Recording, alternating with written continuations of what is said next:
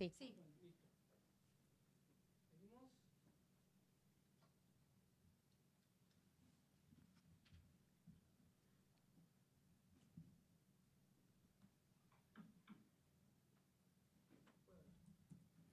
Bueno, muy buenas tardes a todos y a todas quienes nos siguen a la distancia.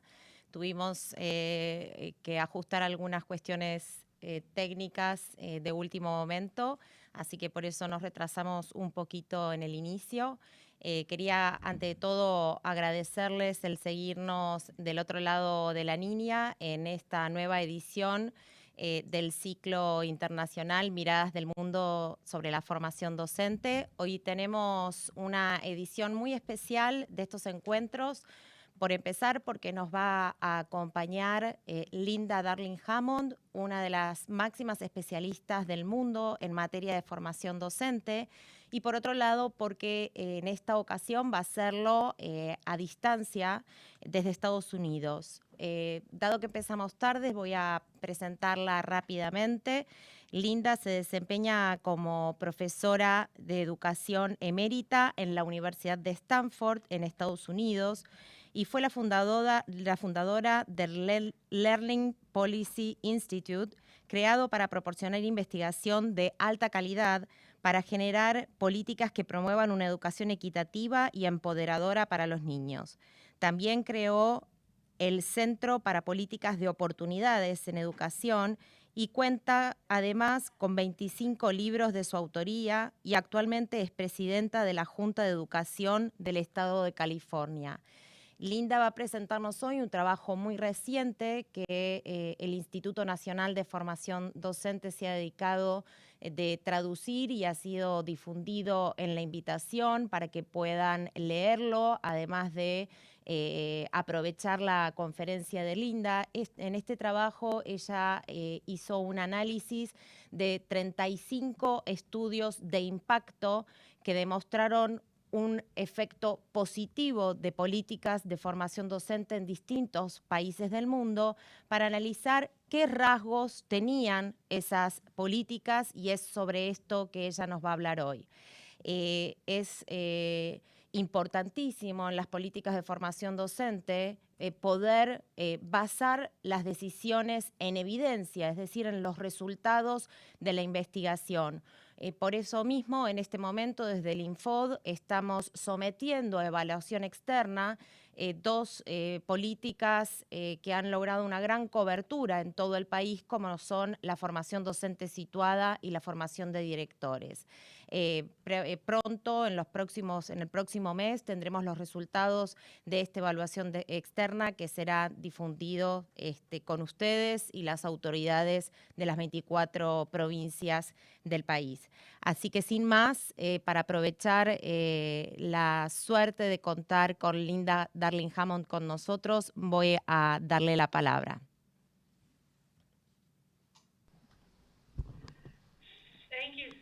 Muchas gracias.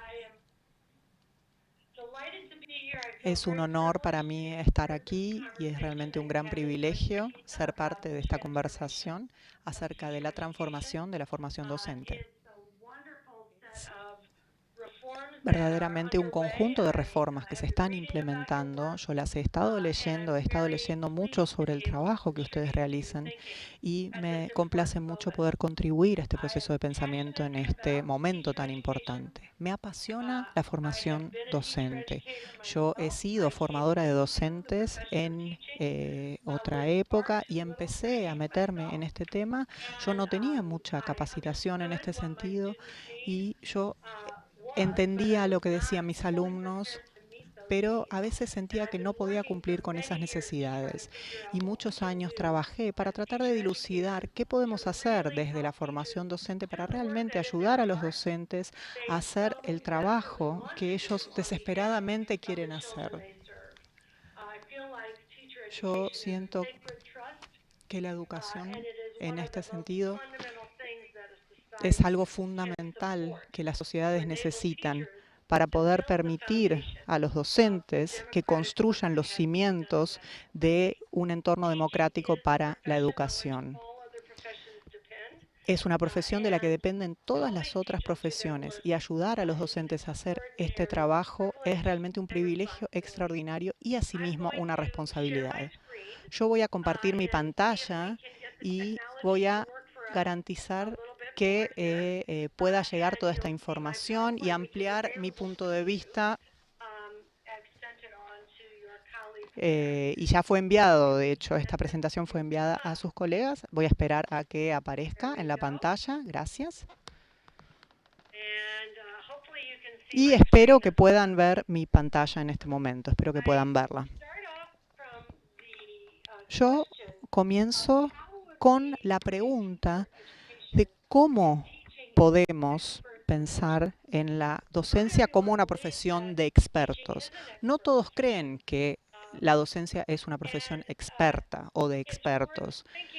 Vale la pena pensarlo, o qué significaría esto si pensamos en este rol. Las características de las profesiones en general, en primer lugar, es que cumplen con las necesidades de los clientes, ¿sí? Y que tienen ciertas normas éticas que ese trabajo tiene que abordar para con sus clientes. No es rutinaria en general una profesión y tiene ciertos criterios que se aplican. Y esto corresponde también a los alumnos. Cada alumno es único y ellos no pueden simplemente guiarse en avanzar un libro y llegar al final de él. Esa ética del cuidado tiene que ver con todas las profesiones. Nosotros hacemos lo mejor para este cliente y no necesariamente lo que se indica en este sentido. Los profesionales tienen una base de conocimiento compartida que se extiende más allá del conocimiento individual y que incluye a todos aquellos que la ejercen. Y esto permite que crezcamos profesionalmente. Las profesiones también se basan en responsabilidades. Nosotros definimos ciertos estándares de la práctica. Nosotros somos responsables unos de los otros y también somos responsables de lo que nosotros hacemos como práctica profesional y aseguramos de que las normas se sigan elevando en nuestras escuelas, en nuestros centros de formación y en otros lugares también. En diferentes países, en diferentes entornos, existe una diferencia entre el enfoque burocrático y el enfoque profesional. En el enfoque burocrático, esencialmente, se escolariza, se plantea esta idea en la cual la experiencia es lo que está más arriba del sistema, ese conocimiento. Y los profesores o los docentes tienen habilidades mínimas. Las investigaciones, las pruebas, los textos, todos son una práctica de control. Las decisiones se hacen jerárquicamente y verticalmente y el énfasis se pone en los procedimientos, en hacer las cosas correctamente, en cómo las implementamos. La práctica está estandarizada y se hace como si fuera una línea de montaje. En cambio, en el entorno profesional, la experiencia y el conocimiento se da en el aula de clase. Por eso, las investigaciones tienen que ver con justamente brindar información a esta práctica. Y el énfasis también está en hacer lo correcto y lo que funciona, es decir, hacer lo correcto en determinada circunstancia. Es una práctica que responde a las necesidades de los alumnos y las escuelas funcionan como comunidades de aprendizaje y los educadores trabajan conjuntamente. Cuanto más compleja es una práctica, mayores son las expectativas de efectividad y allí es donde se necesitan más conocimiento profesional y habilidades. Cuando pensamos en una escuela como un lugar donde se brinda información, ahora ha cambiado esto, es decir, que las escuelas hoy deben garantizar que se dé ese aprendizaje y es una proposición muy diferente que requiere de más conocimiento y experiencia. ¿Qué sabemos entonces sobre cómo diseñar la educación y la formación docente para habilitar un aprendizaje para estudiantes diversos? Este libro, llamado Preparing Teachers for a Changing World, es decir, preparar los docentes para un mundo cambiante, se basa en algo que han desarrollado muchos investigadores sobre formación docente, en base a la pregunta, ¿cuál es el núcleo de conocimiento sobre el cual tenemos evidencia y que se necesita para formar docentes? Y las características principales de lo que es la formación docente, en realidad, son que necesitamos aprender a aquellos que aprenden, que viven en un contexto social, y necesitamos entender cómo se desarrollan, cómo aprenden su lenguaje, su idioma. Por eso es que siempre tenemos que enseñar contenido y lenguaje al mismo tiempo. Necesitamos entender el contenido, entender el plan de estudios, porque tienen diferentes objetivos educativos y diferentes propósitos. Y estos propósitos han cambiado en el mundo moderno, debido a la naturaleza del conocimiento. Solía suceder que podíamos definir al conocimiento de forma concreta y ver si pueden existir en una sociedad. Pero ahora el conocimiento crece a velocidad exponencial. Entre 1999 y 2003 había más conocimiento creado en el mundo que en toda la historia de la humanidad.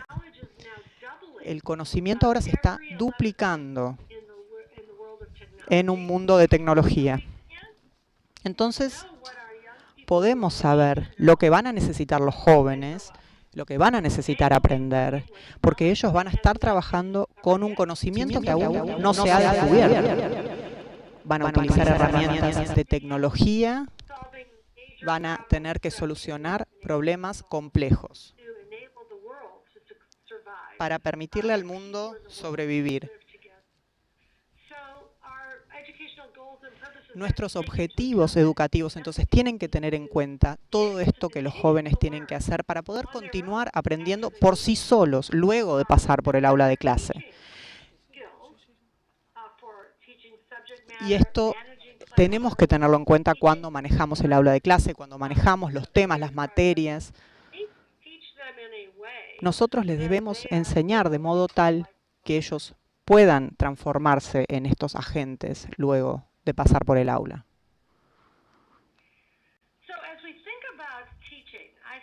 Entonces, a medida que pensamos en enseñar, pensamos como en un ADN, como en una... tenemos en cuenta lo que ellos conocen previamente y tratamos de ver cuáles son los objetivos de ese plan de estudios. Siempre tratamos de traer a esa persona que aprende sus necesidades y sus intereses dentro de la ecuación.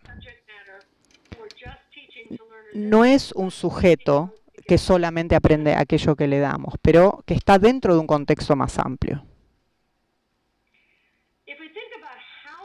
Si nosotros pensamos cómo ayudar a aquellos docentes a aprender, nos topamos con algunos dilemas que ellos van a tener que dilucidar. Uno de ellos es el aprendizaje de la observación. Durante 12 años o más hemos observado a otros mientras enseñan y hemos obtenido ideas acerca de la docencia que no están del todo formadas, pero que en cierta forma subrayan eso que aprenden. Es como una orquesta. Si uno observa una orquesta, el conductor está moviendo los brazos. Y si uno está en el público, dice, yo lo puedo hacer, eso es muy fácil. Lo hace cualquiera. Porque uno no ve todo lo que está ocurriendo en ese momento donde el director de orquesta y cómo se ha preparado para esa interpretación y para esa pieza musical. En nuestro caso sucede lo mismo. Tenemos que pensar en lo que el docente cree que significa ese acto de enseñar y tenemos que eliminar algunos de los conceptos errados en cuanto a pensar que enseñar es fácil o que es una actividad directa o, digamos, eliminar estos prejuicios que existen. También está el problema de que lo que aprendimos sobre enseñar teóricamente se tiene que aplicar de forma práctica. Es muy diferente leer un tema o aprenderlo teóricamente o responder algunas preguntas que realmente aplicarlo en un aula que se da, es un complejo que se da, un proceso que se da de forma muy compleja. Tenemos 40 alumnos con diferentes historias, diferentes niveles de conocimiento y tratamos de que ellos puedan entender el contenido y cómo crecer social y emocionalmente. También cómo pueden desarrollar un crecimiento productivo. Todo eso es muchísimo más complicado que una cirugía, una neurocirugía. En la Escuela de Medicina en Stanford conozco cirujanos que están de acuerdo en que es mucho más simple hacer una cirugía cerebral que enseñar frente a un aula de clase. Porque primero, bueno, el cerebro es una cosa limitada que tenemos frente a nosotros y en cambio los alumnos realmente es un procedimiento mucho más complejo. Con el cerebro ya tenemos un protocolo, un cierto número de pasos que tenemos que seguir. En cambio, imaginen un aula, tantos alumnos frente a nosotros que se mueven, que hablan entre ellos, que uno aprende, el otro no, hablan entre ellos a veces. Es muchísimo más complicado.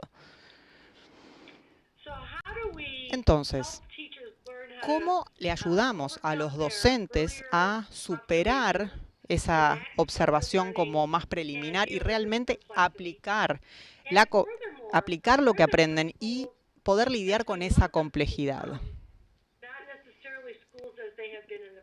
Las escuelas hoy en día quizás no son como eran anteriormente y ese es uno de los dilemas de la educación y la formación docente. Tenemos que ayudar al docente a atravesar las diferentes etapas y que no piensen solamente en lo que ellos hacen, porque muchas veces ellos piensan, ¿qué hago yo en el aula? ¿Qué estoy haciendo bien? ¿Qué estoy haciendo mal? Pero tienen que también pensar en lo que están haciendo otros en sus aulas, qué es lo que están comprendiendo, qué es lo que están aplicando y qué es lo que están creyendo acerca de sí mismos los otros. Y luego tenemos que ayudar a la creación de comunidades de práctica docente. Cuando abordamos el tema o la materia que estamos intentando transmitir, tenemos que pensar también en la ayuda que nos pueden brindar otros colegas con nuestras indicaciones acerca de cómo aprender.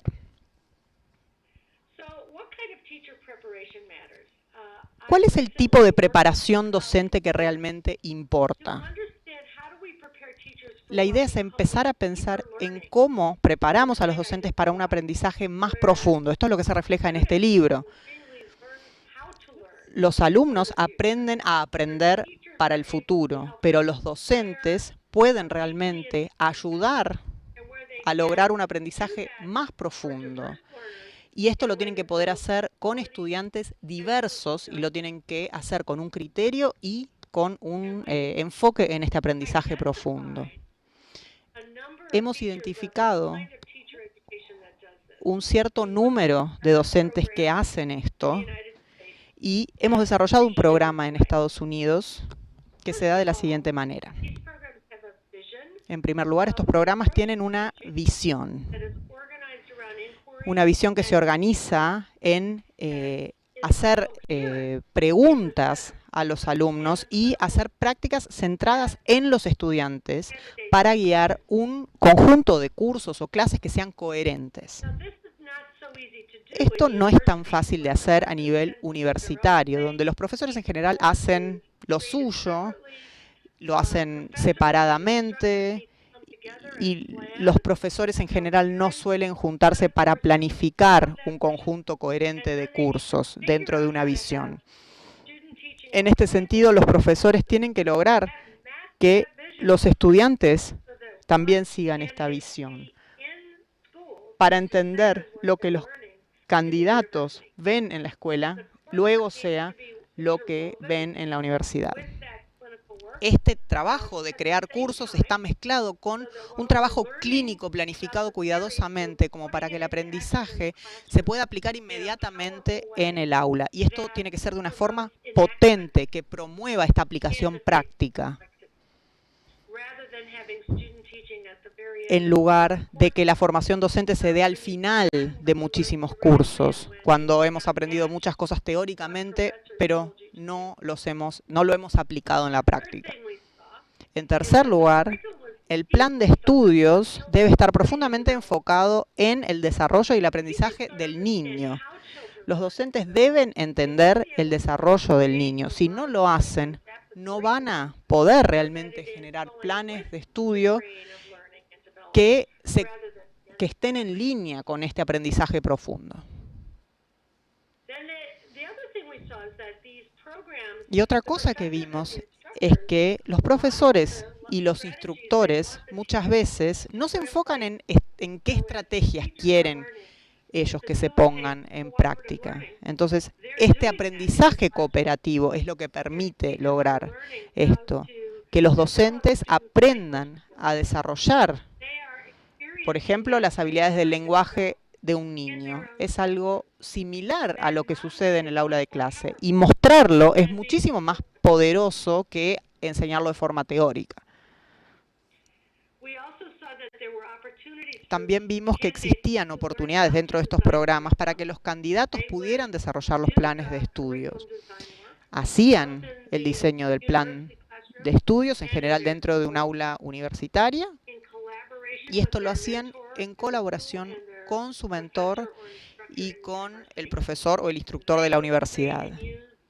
Ellos así creaban una evaluación que era parte del plan de estudios, y en cuanto a qué aprendían y qué iban a aprender a continuación. La idea era crear una comunidad de aprendizaje que realmente brinde apoyo, tanto social como emocional, y también el aprendizaje más de corte académico. En todos estos programas, los candidatos cumplían un año completo de residencia en el aula de clase, mientras también tenían sus otros cursos, como para que pudieran ver qué sucedía dentro del aula, y lo hacían todo el año lectivo,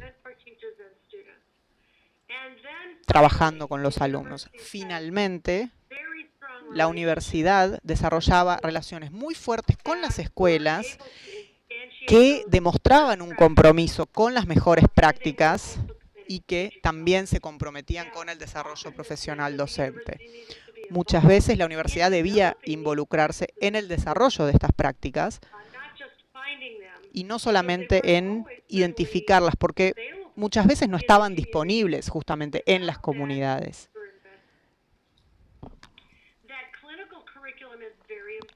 Este currículum o plan de estudios clínico es muy importante.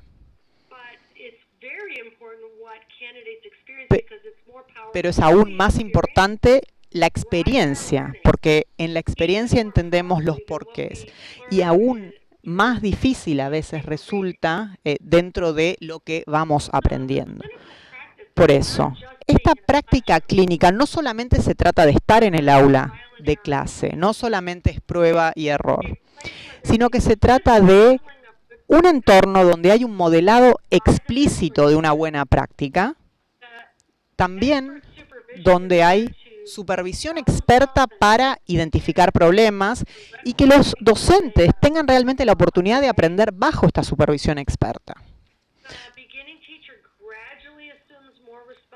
Ahí los docentes van gradualmente asumiendo mayores responsabilidades durante más de un año, y las experiencias clínicas específicas se asocian con aspectos de la docencia y con teorías potentes, poderosas. De este modo realmente pueden diseñar un plan de estudios e implementarlo. Y luego esto se puede reflejar en la forma de docencia. De este modo se pueden definir los siguientes pasos. El candidato necesita experimentar de forma clínica estos aprendizajes. Deben poder analizar su propia práctica y pueden y deben poder planear mayor aprendizaje de los estudiantes y de los alumnos. Si hacen todas estas cosas, entonces aprenden a enfocarse en la relación entre la docencia y el aprendizaje, no solamente haciendo una actividad tras otra sin prestar atención a estos puntos. una de las cosas que vimos en este programa es que se estaba haciendo lo que se hacía dentro del mundo de la medicina, y era crear realmente una escuela para docentes que se enfocara en la práctica. Del mismo modo que hay un hospital de clínicas, un hospital universitario, en este sentido se hacía lo mismo, se brindaba la verdadera oportunidad de ejercer y de aplicar los conocimientos. Del mismo modo, cuando pensamos en cómo aprenden los docentes cuando ya están avanzados en su carrera, en cuanto al aprendizaje profesional y el desarrollo profesional, encontramos ciertos aspectos en común con lo que mencioné anteriormente. En el Learning Policy Institute, nosotros identificamos qué es lo que realmente hace al desarrollo profesional de docentes efectivo. Porque muchas personas han identificado desarrollo profesional no efectivo. Y creo que hay muchas personas que no creen que esto es una estrategia potente. Sin embargo, hay 35 estudios que indican que hay un lazo positivo entre el desarrollo profesional docente y los resultados de los estudiantes. Luego identificamos entonces las características comunes de ese desarrollo profesional. Y lo que observamos es un verdadero cambio de paradigma que justifican justamente estos estudios. Uno que tiene que ver con la típica situación donde uno está sentado, escucha lo que le dicen, después se va a su casa. Es como si fuera pasar por uno de esos restaurantes donde uno simplemente toma la comida y se va. Es una experiencia que nos pasa muy tangencialmente por al lado. En lugar de eso, nosotros descubrimos que había una serie de características que incluía el foco en el contenido. Era una situación activa, colaborativa, con la utilización de modelado, es decir, de mostrar las cosas y de realmente ponerlas en práctica. ¿Y a qué me refiero con esto? El desarrollo profesional en general se basaba en lo que sucedía con el docente, lo que fuera. Era muy activo para los docentes, básicamente. Los docentes quizás hablaban de estrategias y en el cambio de paradigma, ellos realmente están diseñando métodos, están aplicándolos y lo están enseñando a otros. Y realmente poniendo en práctica estas estrategias de enseñanza.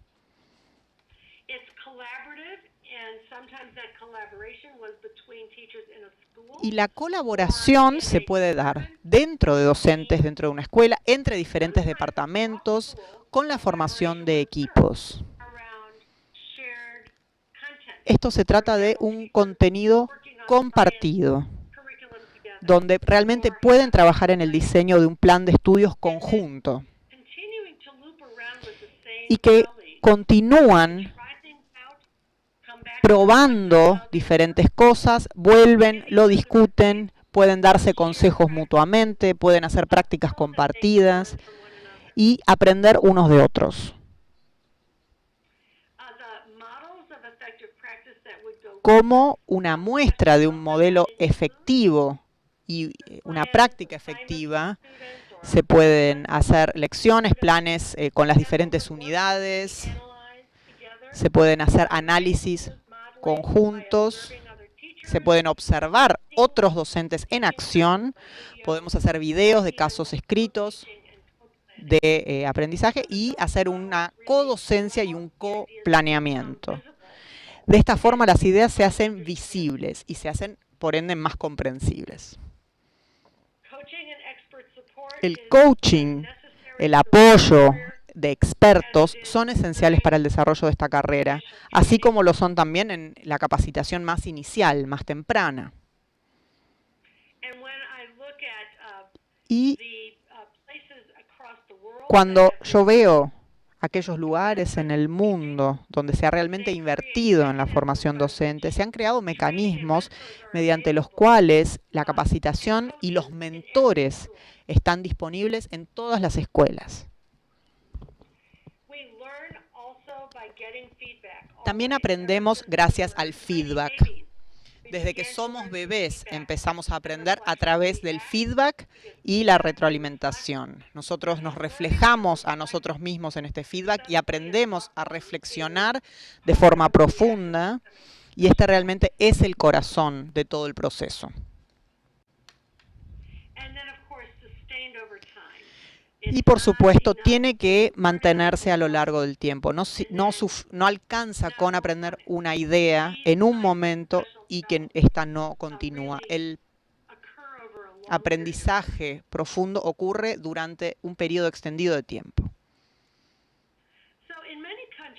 En muchos países todavía estamos tratando de crear un sistema de formación docente, como sucede con otras profesiones. La formación docente en Estados Unidos y en muchos lugares está donde estaba la formación de médicos en 1910. Y lo que sucedió en 1910 es que se hizo un estudio en Estados Unidos que fue realizado por un hombre llamado Abraham Flexer, que empezó a abrir escuelas de medicina para entender qué estaba ocurriendo, y descubrió que había algunas muy exitosas. Por ejemplo, la Johns Hopkins University era la primera escuela de medicina en realmente invertir en un hospital universitario, es decir, un hospital que se basara en la docencia, y veían cómo los candidatos a ser médicos podían realmente ver la ciencia aplicada y cómo realmente podían verla en práctica y de forma ilustrada, si se quiere. En otros lugares esto no se daba de esta forma, sino que básicamente memorizaban una lista de síntomas o una lista de ciertos problemas, o no sé, a veces en otros hospitales llevaban a un médico por los pasillos y básicamente les mostraban ciertos medicamentos, no sé, que curaban el cáncer, no sé, según los conocimientos de esa época. La medicina no era una profesión respetada en ese momento. De hecho, en la Universidad de Harvard se negaban a tener una escuela de medicina, justamente porque pensaban que iba contra la dignidad y el prestigio de la universidad formar médicos. Entonces lo que ocurrió es que Abraham Flexer, el hermano del era el jefe de una asociación muy importante. Ellos conjuntamente decidieron que todas las escuelas de medicina debían hacer lo mismo que hacía la Johns Hopkins University. Y esto era que todos tenían que tener un hospital de docencia y que tenían que trabajar con la ciencia médica a través de este enfoque práctico para poder recibir la acreditación correspondiente. Y hoy, en todo el mundo, todos los médicos son capacitados dentro de una escuela médica que tienen esta característica, que permite las residencias, las diferentes rotaciones en diferentes instituciones hospitalarias para poder realmente atender las patologías, la anatomía y todas las diferentes vertientes. Y estos son los modelos más exitosos. ¿Cuáles son los modelos exitosos? Los que se actualizan permanentemente, los que integran el trabajo clínico con el trabajo más teórico, los que tienen algún tipo de sistema de acreditación que toma en cuenta esa práctica y garantiza que se lleven a cabo de forma práctica. Y tenemos que tener una reforma similar dentro del sistema educativo para tener la certeza de que hay una implementación de las mejores prácticas.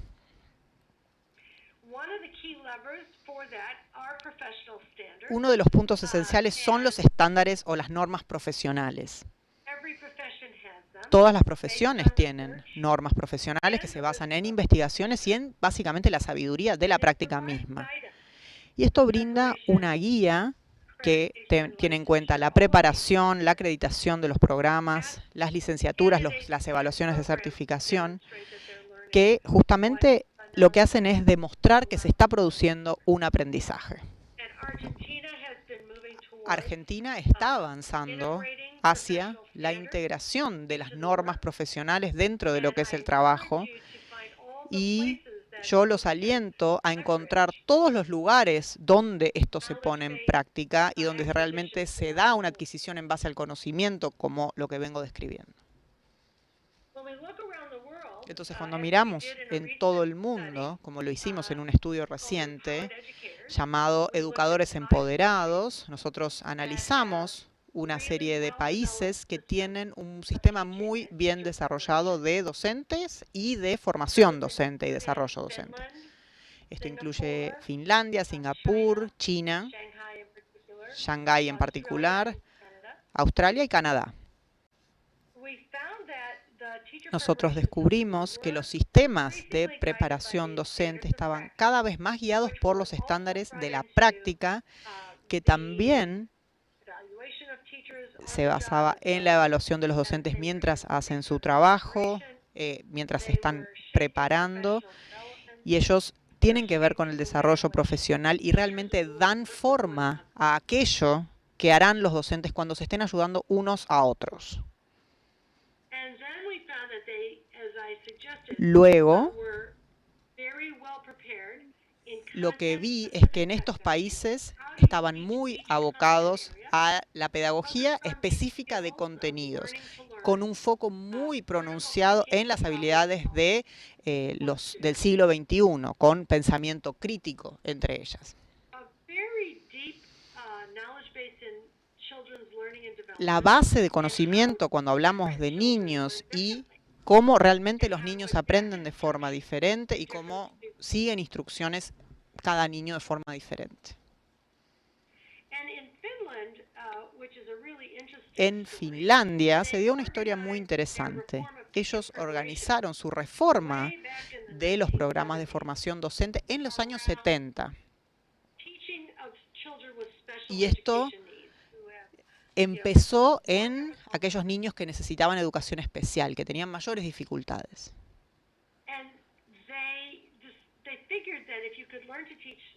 Y ellos descubrieron que si podían implementar estos programas en niños que tenían ciertas dificultades, entonces podían enseñarle a otros alumnos también a través de estas mismas prácticas. Y en este sistema profesional, donde se incluyen personas muy enfocadas y abocadas a la investigación y que tenían que pasar un examen en base a artículos de investigación que ayudaban justamente a hacer sus propias investigaciones y enseñaba cómo realmente la práctica se pone en juego en el aula de clase. Y esto se utiliza a lo largo de toda la carrera docente. Y en otros países también hay un ciclo en el cual deben participar los docentes para entender las prácticas, realizar intervenciones y realmente poder ver los resultados. En Finlandia, como ejemplo, ellos implementaron esto con las escuelas de docencia donde los expertos podían formarse. Y ellos pasaron de ser uno de los países con menor nivel de educación en Europa. En 1970 solamente 10% de la población tenía un título secundario. En el año 2000, cuando surgieron los resultados del relevamiento, ellos eran el número 1 mundial. Y todos obviamente estaban en shock, no entendían cómo podía ser. Y los finlandeses incluso estaban sorprendidos. Mis amigos finlandeses me dijeron que ellas solamente querían estar entre los primeros 3 como máximo. Porque en general se consideraba que los suecos eran los cerebritos de Europa. Pero ellos estaban muy por sobre los suecos cuando surgieron los resultados. Y ellos lo atribuyeron a estas reformas de los programas de formación docente, que muchos otros países estaban implementando. Entonces, si uno fuera a una escuela modelo de Finlandia, existen estas escuelas modelo que trabajan en alianza unas con otras. El gobierno financia las escuelas. Estas son escuelas normales con niños normales del barrio, cualquier hijo de vecino. Pero tienen mentores cuidadosamente seleccionados, que los selecciona la universidad. Los docentes mentores van a la universidad. Los docentes universitarios también trabajan en estas escuelas modelo de Finlandia. Y están conectados muy de cerca, para que tengan una idea de cuán calificados están estos mentores. Aquí tienen 3 en la pantalla, de una escuela modelo en Helsinki. La mayoría de los alumnos son inmigrantes. Muchos de ellos son de Medio Oriente, de África del Norte y también de Europa del Este. Hablan muchos idiomas, muchas culturas y muchas necesidades diferentes de los alumnos. Pero los docentes tienen múltiples títulos. Una de ellas aquí tenía 3 másters, la otra tenía un doctorado y la otra recientemente había publicado un libro. Esto solo para mostrarles un ejemplo, porque ellos realmente se dedican a la docencia y en la formación docente y lo toman como una actividad académica que siempre requiere de investigación, pero también como una forma de práctica clínica, que siempre involucra la práctica. Entonces esto es una mezcla que es difícil de lograr, pero que es muy importante en la formación docente.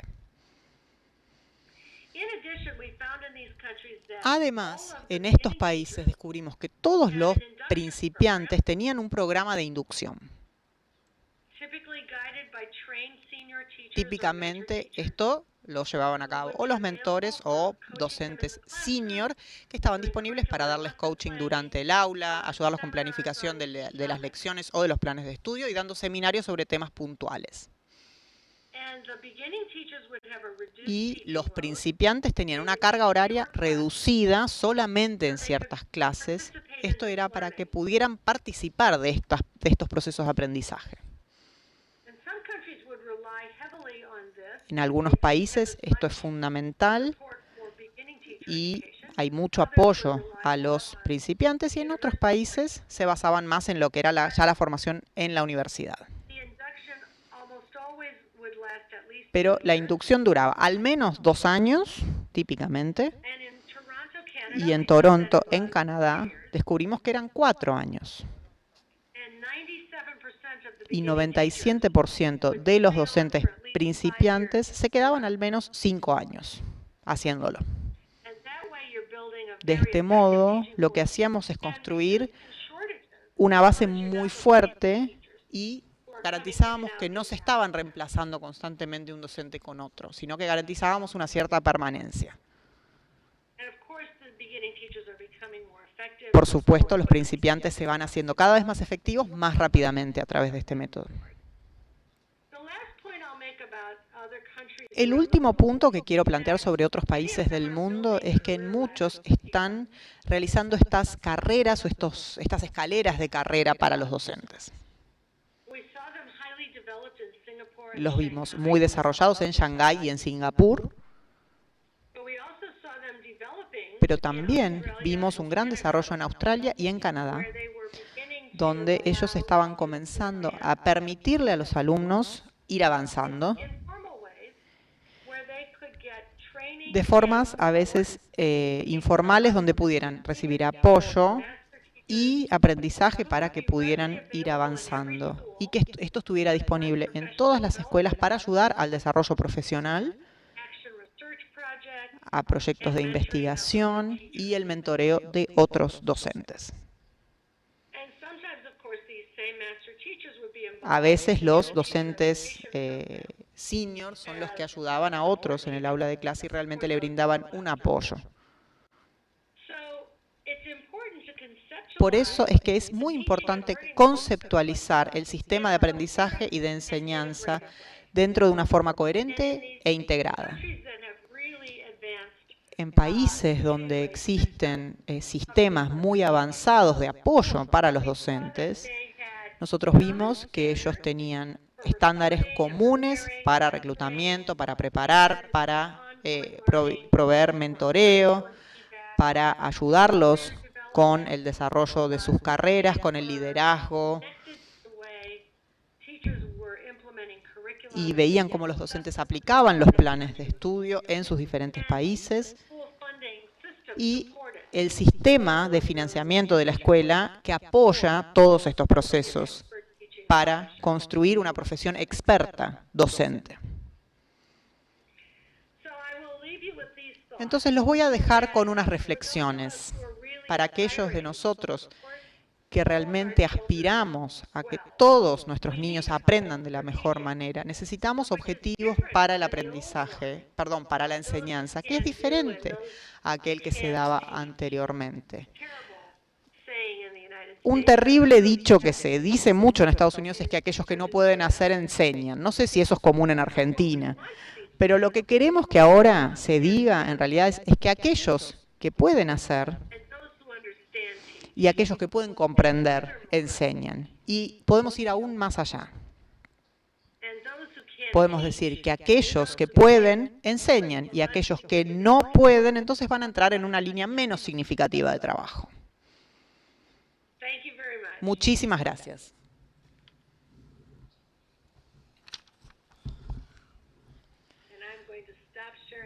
Voy a dejar de compartir mi pantalla para que podamos tener un poco de conversación. So, Linda, maybe you want to turn up the volume so I can read the questions to you. Muchas gracias, Linda, por haberse hecho el tiempo de compartir sus ideas con nosotros hoy. Toda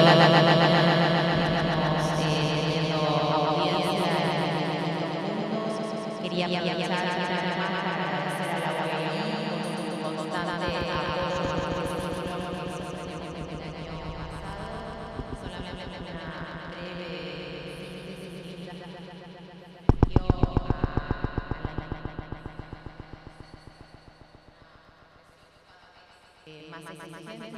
toda la seriedad que implica tomar a la docencia como una profesión que es cada vez más compleja. Me resultó muy interesante la comparación con lo que implicaría hacer una operación de cerebro y el planteo de ella respecto de que enseñar es mucho más difícil que eso. Se refirió a distintos rasgos importantes de la formación inicial y de la formación continua. Muchos de los rasgos que mencionó estuvieron presentes en las políticas del Infod en los últimos años. Se refirió, por ejemplo, en la formación inicial a la importancia de los estándares comunes respecto de lo que esperamos en la formación docente inicial. Pudimos avanzar en este sentido a través del consenso federal respecto del referencial de capacidades para la formación docente inicial. También se refirió en el plano de la formación continua, del desarrollo profesional, como ella lo mencionaba, a la formación centrada en la práctica, a la colaboración entre profesionales, a la importancia de los modelos. Así que, bueno, quisiera ahora dar lugar a las preguntas, algunas de las cuales han sido formuladas desde distintos puntos y provincias del país. Okay, Linda, can you hear me? Okay, so I will ask the first question that the audience has asked via streaming. What is the role of new technologies in teaching and in teacher development and training? Well, there are so many Bueno, existen diferentes roles para las nuevas tecnologías, tanto en la enseñanza y obviamente en la formación docente. Vivimos en un mundo tecnológico y los docentes tienen que poder utilizar nuevas tecnologías, por supuesto, y necesitamos integrar el uso de tecnologías de modo tal que se vea respaldado por la interacción humana. Una de las cosas que hemos encontrado a través de las investigaciones es que solamente poner a un niño frente a una computadora y darles información a través de la computadora realmente no logra generar estos logros.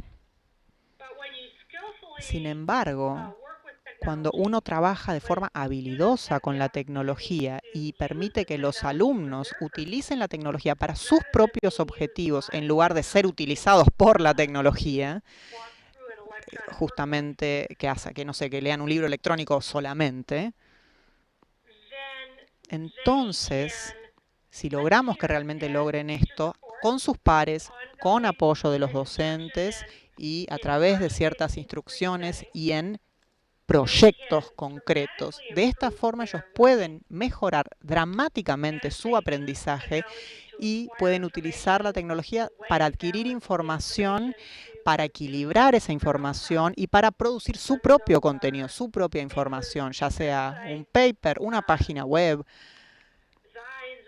no sé, diferentes tipos de iniciativas y acciones. Por eso el desafío para los docentes es utilizar la tecnología de modo tal que se continúe obteniendo los beneficios de la colaboración y de la interacción cuando existe una idea, y el beneficio de la tecnología tiene que ser una herramienta para el aprendizaje y para la producción de ideas.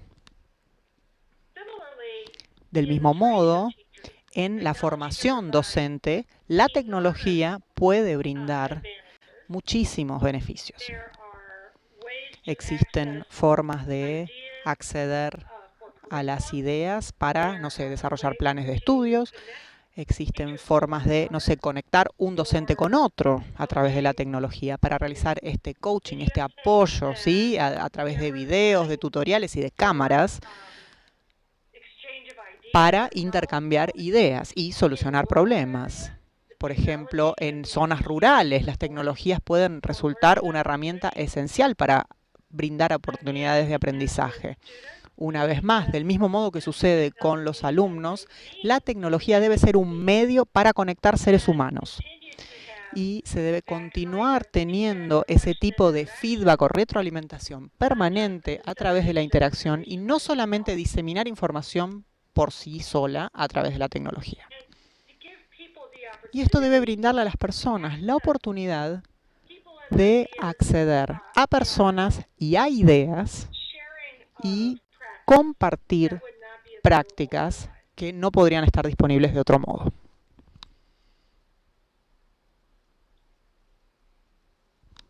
Okay, we have one more question.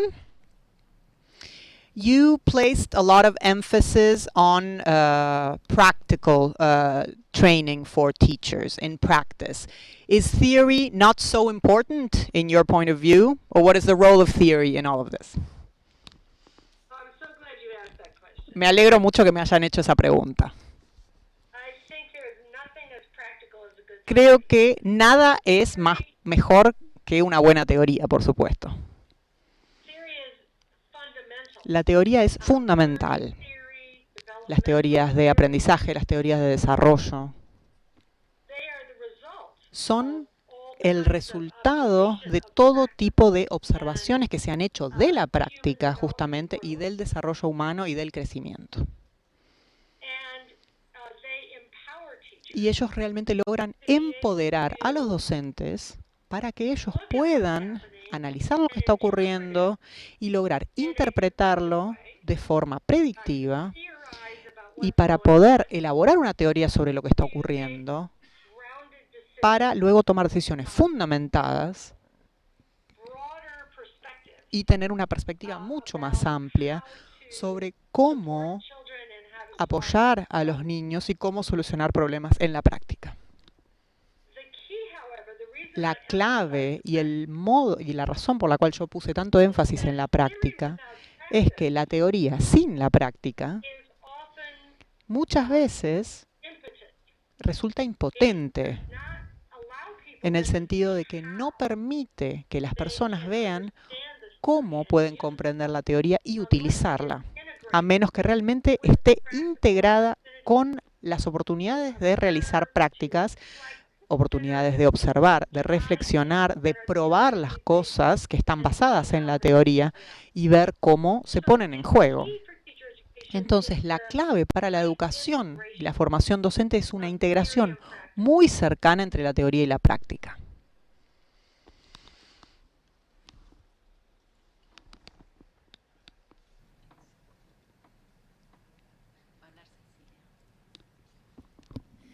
Bueno, muchísimas gracias, Linda, nuevamente. Había otras preguntas, pero no vamos a Linda, poder plantearlas porque these ya se are the agotó last el questions tiempo because de we are Linda out of a la time. distancia junto con So we would nosotros. like to thank Linda Quería for her recordarles a conference, todos y a and todas I would also like to que remind esta you conferencia va a that this quedar conference disponible will en el be canal de available later YouTube on de la in our OEI para YouTube poder channel, so aprovecharla that you más allá de este can momento, hear seguramente it not incluso just también en right las now live, but clases de in formación the future, and this docente is de part los of our institutos de sessions todo el for país. teachers Y training por in the favor, entire country. convocarlos al lunes And I que would viene, also en like to una invite semana you nada más, next va a Monday, estar in only aquí 1 con week, we nosotros, will en este caso have sí, de manera here, we presencial, will have a live François Dubé, conference by que François va Dubé, a hacer una who will be conferencia giving sobre a formación lecture docente y on justicia educativa. teachers Así que los training. esperamos muy So pronto en una we will semana en be el seeing ciclo you in 1 Miradas del week Mundo sobre within la formación these docente. series. Gracias. Thank you very much, and thank you, Linda.